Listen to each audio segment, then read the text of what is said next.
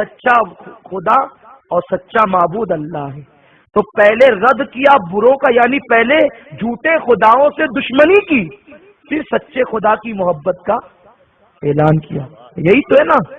یعنی جب تک کہ دشمن کا، اللہ کے دشمن کا رد نہیں کرو گے، اللہ رب العزت کو ماننے سے کام نہیں بنے. کوئی یہ کہے کہ اللہ معبود ہے، اللہ معبود ہے، اور یہ زندگی بھر نہیں کہے کہ وہ جو دوسرے ہیں نا برہما اور XYZ جتنے، وہ جو ہے وہ جھوٹے نہیں ہیں. پہلے ان کو جھوٹ کہو، پہلے ان کو جھوٹا کہو، تب اللہ کو سچا کہو. اسی طرح حضور صلی اللہ علیہ وسلم کی محبت اس وقت تک کامل نہیں ہے، اس وقت تک لائق اعتبار نہیں ہے جب تک حضور کے دشمن سے دشمنی نہ کی جائے.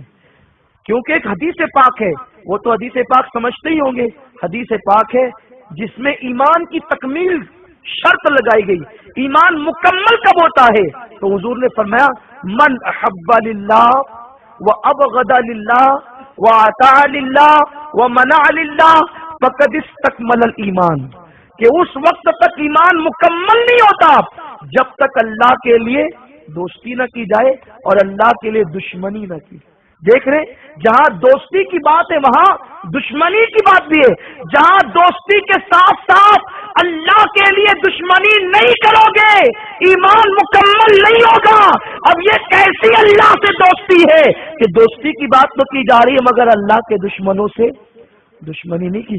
صدیق اکبر کو جو لوگ کافر کہہ رہے ہیں ان کو اپنے ساتھ ملانے کی بات کرتے ہیں صرف اس بنیاد پر کہ طاہر القادری صاحب پاکستان میں ایک سیاسی لیڈر ہیں اور وہ ووٹ لینے کے لیے شیعہ سنیوں کو ہمیشہ ایک کرنے کا نعرہ لگاتے رہے.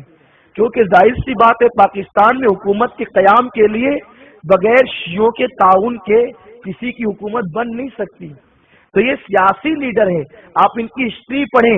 یہ کوئی جو ہے وہ خطیب اور اسکالر وغیرہ پہلے نہیں تھے. یہ ایک اچھے مقرر ہیں اور انہوں نے عربی پر عبور حاصل کیا ہے، اپنے ابا سے پڑھا ہے. ان کی تعلیم میں ہمیں کوئی شک نہیں، ان کے علم میں ہمیں کوئی شک نہیں. ہم ان کے علم کا اعتراف کرتے ہیں مگر صرف علم انسان کو کامیاب نہیں کر سکتا. جب شیطان کا علم اسے بچا نہ سکا، ابن تیمیہ کا علم اسے بچا نہ سکا، اشرف علی تھانوی کا علم اسے بچا نہ سکا. یہ کوئی چھوٹے موٹے مولوی تھوڑی ہے. ابن تیمیہ کوئی چھوٹا مولوی ہے؟ بہت بڑا عالم تھا ابن تیمیہ. اشرف علی تھانوی کوئی چھوٹا مولوی ہے؟ بہت بڑا عالم تھا اشرف علی تھانوی. قاسم نانوتوی کوئی چھوٹا مولوی ہے؟ نہیں. اشرف علی تھانوی نے جیومیٹری پر کتابیں لکھی ہے.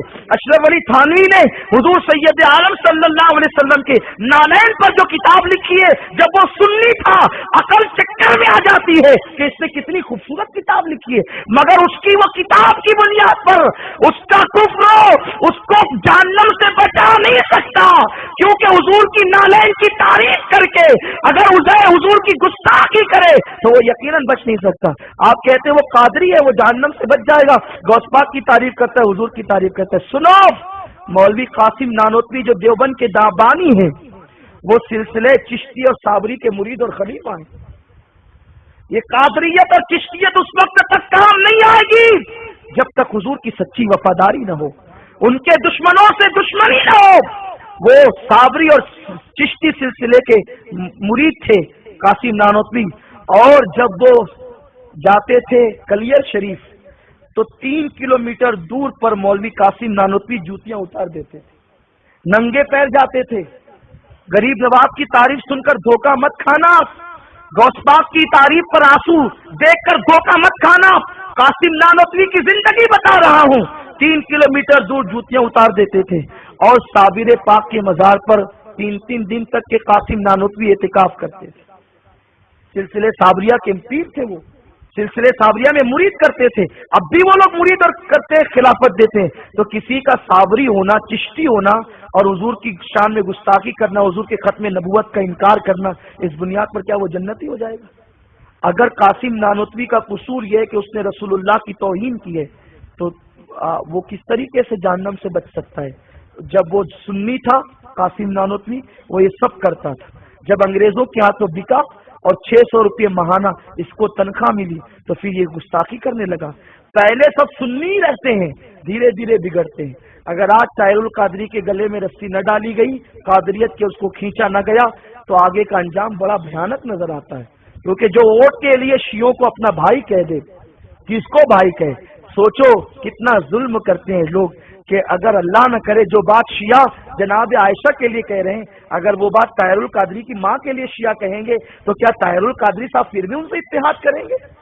مومنین کی ماں کو زانیہ کہہ دیا تو آپ اتحاد کی بات کر رہے، آپ کی ابا کو برا کہا، آپ کی ماں کو برا کہا، تو کیا وہ اتحاد کریں گے؟ نہیں کریں گے۔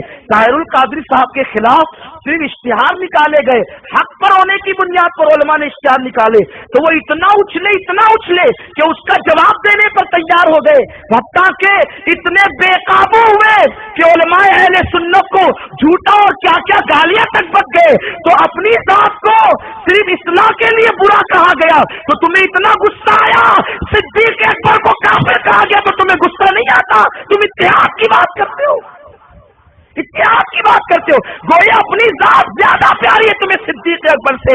ارے نبی کا وہ ایسا یار تھا جسے صدیق اکبر کہتے ہیں، تم بعد میں ٹی وی پر نقلی رونا رونے کے لیے بیٹھے، میرا صدیق وہ سچا عاشق تھا، جب نبی پر جنگوں میں تیر برستے تھے تو سینہ تان کر کھڑے ہو جاتے تھے، لو پہلے ابو بکر کے سینے کو چھلنی کرو، جب تک ابو بکر کا سینہ موجود ہے نبی پر کوئی تیر نہیں جانے دوں۔